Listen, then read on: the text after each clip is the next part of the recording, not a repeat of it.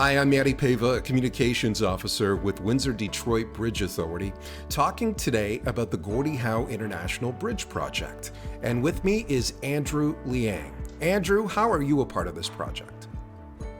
Hey Manny, I am the landscape lead for the US side of the Gordie Howe Bridge project.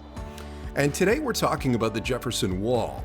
So what is the Jefferson Wall and what is its purpose? So the Jefferson Wall, it's a barrier wall that runs along the southern end of the US port of entry site. It's part of a larger overall fencing and security strategy for the US port of entry. But because this portion fronts a pretty main street, we've integrated a public benefit portion, and so it serves as also a decorative element for the adjacent community. And how was the design chosen for the Jefferson Wall? So the design was chosen, it was a really intensive design consultation effort. We consulted with the public, we consulted with various public agencies. Our team made 3 initial design options, and they were all supposed to be inspired by and pay homage to Fort Wayne, which is a historic fort that's right adjacent to the site. And we took brick patterns, colors, proportions of architectural elements, the star patterns of the fort, and made these options, which were then vetted by the agencies, and then we went to the public to select the final winning option. So let's talk about that winning aesthetic design. Can you speak about that? Yeah, so the winning design was the one that was inspired by the star pattern. If you're in bird's eye view and looking down at the fort, and so it was really the overwhelming favorite in the in-person and the web vote.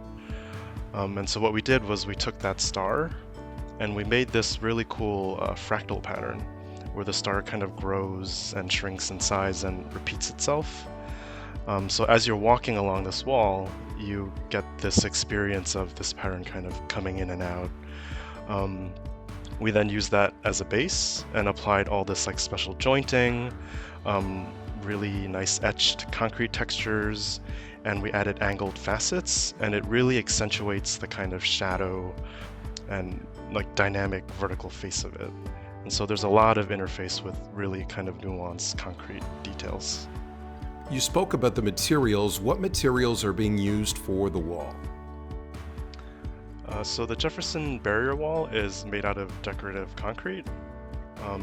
In addition to all the finishes that I had talked about before, we also brought in a design element from one of the other options, which was to use a really warm kind of brick tone that would mirror what you find at Fort Wayne.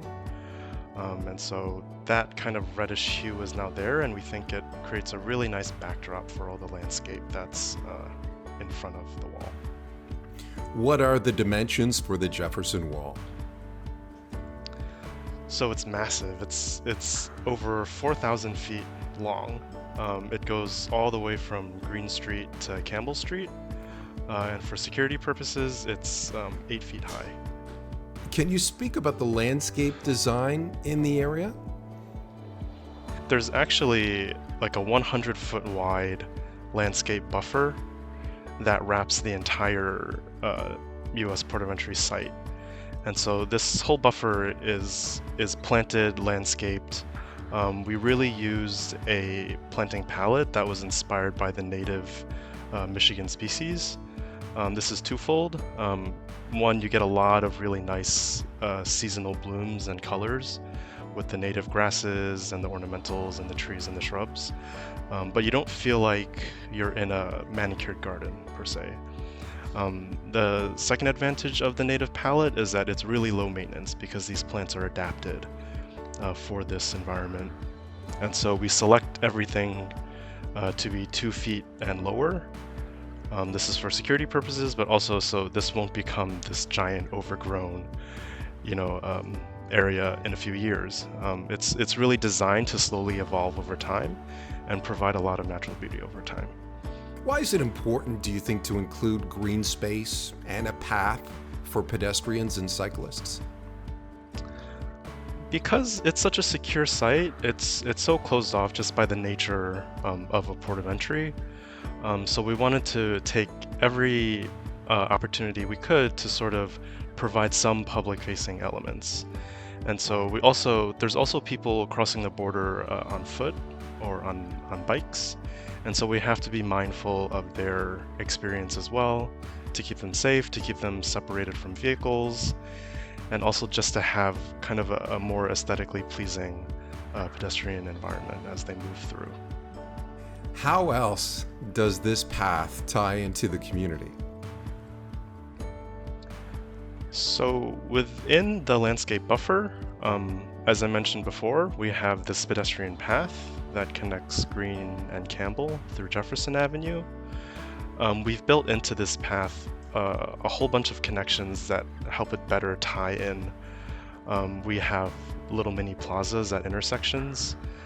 We have seating for pedestrians, and we also have access paths for street crossings and also for people to wait for buses for those routes that run along Jefferson.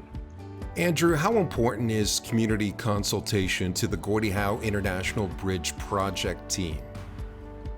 I'd say it's super important, and you can see by like the really extensive community consultation that we had throughout this project.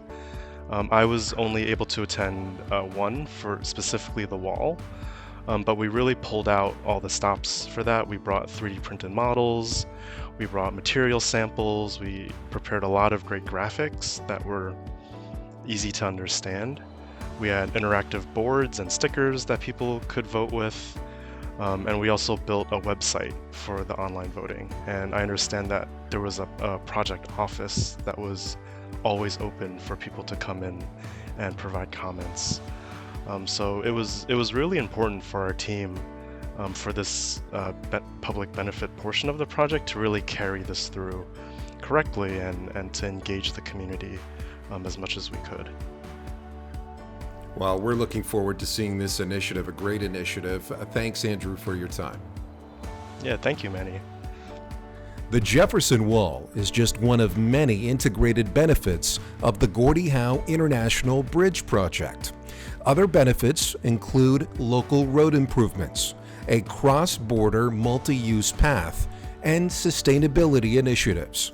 You can learn more about these benefits on the project website at GordieHoweInternationalBridge.com.